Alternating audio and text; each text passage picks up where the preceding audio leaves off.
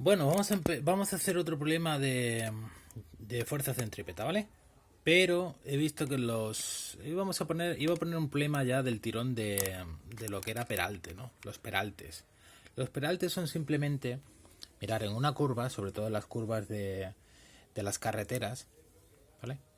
Se suele peraltar esa curva. ¿Qué es peraltar?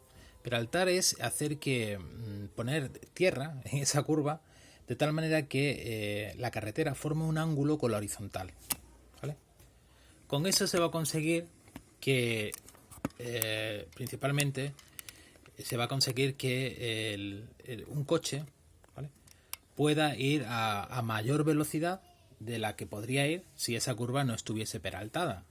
La inclinación siempre va a ser hacia la curva, hacia el centro de la curva, ¿vale? También hay curvas que están mal peraltadas y que están contraperaltadas. Entonces esas curvas son las curvas peligrosas, ¿no? Sí que hay sitios donde está mal hecho el peralte, ¿no? O está mal calculado. Ese peralte es necesario para los coches, para los vehículos de cuatro ruedas, ¿no? ¿Cómo hacen, por ejemplo, las motos para solventar eso e ir a mayor velocidad? Pues lo que hace la moto va a ser inclinarse, o lo que hacen los motociclistas, lo que hacen es inclinarse también hacia adentro de esa curva, ¿vale? Ahora vais a ver el efecto que tiene, pero primero vamos a hacer un problema sin peralte, sencillo, para que lo veáis. Este ejemplo no está puesto en el libro, debería de estar puesto un ejemplo más sencillito que el que viene a lo mejor en la página 291, que el ejercicio F de la 291. Pero vais a ver esto, mirad. ¿Cuánto tiene que valer mu, es decir, el coeficiente de rozamiento, para que en una curva de 40 metros de radio la velocidad máxima permitida sea de 40 km/h? Es decir, yo tengo una curva que tiene ese radio, 40 metros, es una curva que pertenece a una carretera. Imaginar que al entrar en la curva, pues pone un disco de 40 metros, o sea, perdón, de 40, un disco de prohibido, ¿no?, que pone 40 kilómetros hora. Significa que yo no puedo circular a más de 40 kilómetros hora. ¿Por qué? Porque resulta que si yo circulo más de 40 kilómetros hora, esa fuerza centrípeta, ¿vale?, va a ser muy grande. Entonces la fuerza centrípeta va a ser muy grande y me voy a poder salir fuera de la curva. Es decir, me salgo por la tangente. Vosotros sabéis que cuando tú estás en el interior de un cuerpo de algo que está girando, como por ejemplo de una atracción de feria, ¿vale?, pues tú no sientes la fuerza centrípeta. Tú lo que sientes es una fuerza que te tira hacia afuera, que es la fuerza centrífuga. La fuerza centrífuga es igual que la fuerza centrípeta. Pero ojo, hablamos de la fuerza centrípeta, la fuerza centrífuga, dependiendo del observador, del sistema de referencia del observador. Al principio os expliqué, al principio del tema 10, que hay dos tipos de sistemas de referencia. Un sistema de referencia inercial, que es aquel que es un observador, ¿vale?, que está o bien en reposo o moviéndose a velocidad constante, ¿de acuerdo? Y pues en ese sistema de referencia yo puedo aplicar mis leyes de Newton. Pero si yo eh, soy un observador que no está en un sistema inercial, sino no inercial, y estoy sometido a una aceleración, como por ejemplo en el caso en el que yo estoy en el interior de una atracción de feria que da círculos, que da vueltas, pues en ese caso, si yo soy el observador, yo noto que, atención, soy un observador no inercial, soy un sistema de referencia no inercial. Y por lo tanto, para que se puedan aplicar las leyes de Newton, hay que introducir unas nuevas fuerzas que son las que realmente siente ese observador, y ahí es donde va lo que es la fuerza centrífuga. Pero hablemos de fuerza centrífuga o centrípeta, el valor es el mismo. ¿De acuerdo? Entonces, fijaros, vamos a ver este problema. Indudablemente, en estos problemas, quien hace el papel de fuerza centrípeta es la fuerza de rozamiento. Si no hay fricción entre las ruedas del vehículo y el asfalto, ¿vale?, ese coche, por un coche muy bueno que sea o lo que sea, ¿vale?, o un coche pues lo más caro del mundo, el coche no puede describir, no va a poder describir ese trocito de círculo, ¿de acuerdo? Entonces, la fuerza de rozamiento va a hacer el papel de fuerza centrípeta en este caso.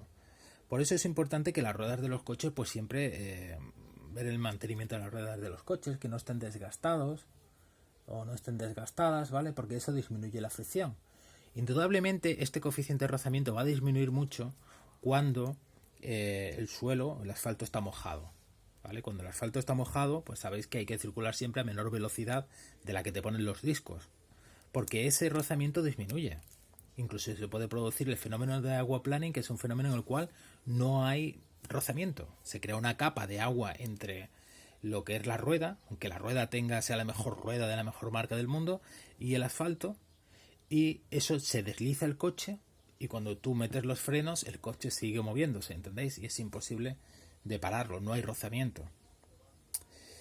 Es algo parecido a lo que ocurre cuando en el hielo, ¿no? Imaginar un coche tratando de frenar en el hielo, ¿no? O una carretera donde hay placas de hielo. Sí, tú frenas, ¿vale? Clavas los frenos, pero el coche por inercia, ¿veis? Por inercia, como no hay actuando una fuerza de rozamiento, pues por inercia el coche sigue moviéndose, aplicando la primera ley de Newton. Entonces, fijaros, tengo que la fuerza de rozamiento es la que hace el papel de fuerza centrípeta, ¿vale? Entonces tendría que ponerlo aquí, en este caso la fuerza de rozamiento hace el papel de la fuerza centrípeta y todo esto. Bien, esto es una velocidad de kilómetros hora, tendría que pasarla a metros por segundo, ¿vale? Entonces sí, yo lo voy a hacer, ¿vale? Directamente, no voy a hacerlo por factores de conversión para no perder el tiempo. Y voy a pasar esos kilómetros por hora a metros por segundo.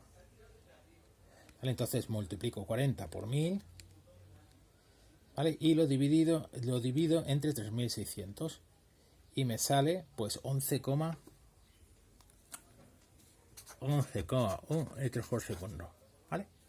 Entonces, ¿cuánto vale la fuerza de rozamiento? Imaginar, como sabéis, que esta curva es una curva que está horizontal, no está peraltada, no está inclinada, ¿de acuerdo? No está inclinada como ocurre, por ejemplo, con las curvas en los velódromos, ¿vale? Los velódromos, ya sabéis, donde hacen esas carreras tan grandes de velocidad con las bicis, o por ejemplo en la Fórmula NASCAR, esta que sale los dibujitos de Cars, ¿vale? Pues si tú tienes el coche, por ejemplo, por aquí atrás, la curva va así, ¿no? ¿Vale? Y el coche, el vehículo, por ejemplo, visto desde detrás, es así, ¿vale? Este sería, por ejemplo, el radio de la curva, que es de 40 metros, ¿ok? Y, bueno, pues aquí tienes una fuerza centrípeta. ¿De acuerdo? ¿Cuánto va a valer? Aquí, ¿qué fuerzas hay? El peso hacia abajo y n hacia arriba. Entonces, la fuerza de rozamiento es mu por n, igual a la fuerza centrípeta, que es la masa por la velocidad al cuadrado partido r. Ya sabéis que esto es la aceleración centrípeta. Entonces me dicen, ¿cuánto tiene que valer mu? Es decir, a ver, ¿qué coeficiente tiene que haber? ¿Cómo tengo que hacer esa...? Claro, los materiales con los que se hace las carreteras, ¿vale? Tienen un determinado rozamiento. Pues a ver cuánto tiene que ser ese mu. Pues mu va a ser igual a m por v al cuadrado partido r partido n. Entonces mu, lo pongo más bonito, es igual a, ¿vale?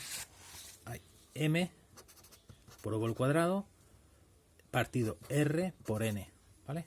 Pero sé que a su vez el peso es igual a n, ¿vale? Entonces pongo que m por g es igual a n, por lo tanto pongo que mu es igual a m por v al cuadrado partido r por m por g. Y ahora viene una cosa muy curiosa, que es que, atención, la masa se nos va. Por eso no te da la masa del vehículo.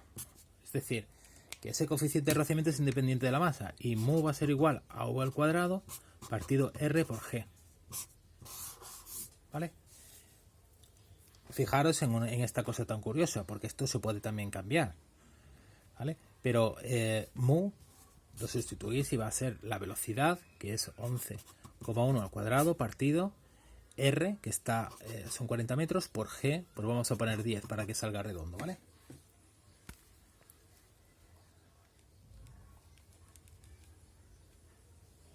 ¿Vale? Y ahora esto sería dividido entre 400. Entonces a mí me sale 0,30. ¿Qué es lo que pasa? Que si el asfalto no tiene ese coeficiente de rozamiento, nadie te garantiza que si tú das, atención, o si tú pasas la curva a más o a 40 km/h, ¿vale? no te vayas a salir de la curva. ¿De acuerdo? Fijaros aquí cosas interesantes. Cosas interesantes, que esta fuerza centrífuga es mayor mientras mayor sea la velocidad.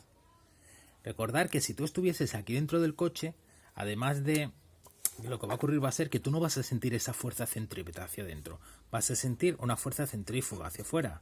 Y esa fuerza centrífuga, ¿vale?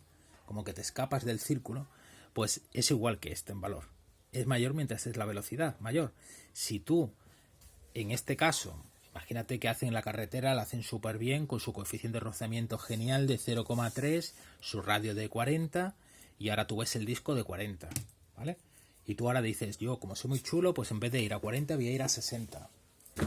¿Qué es lo que va a pasar?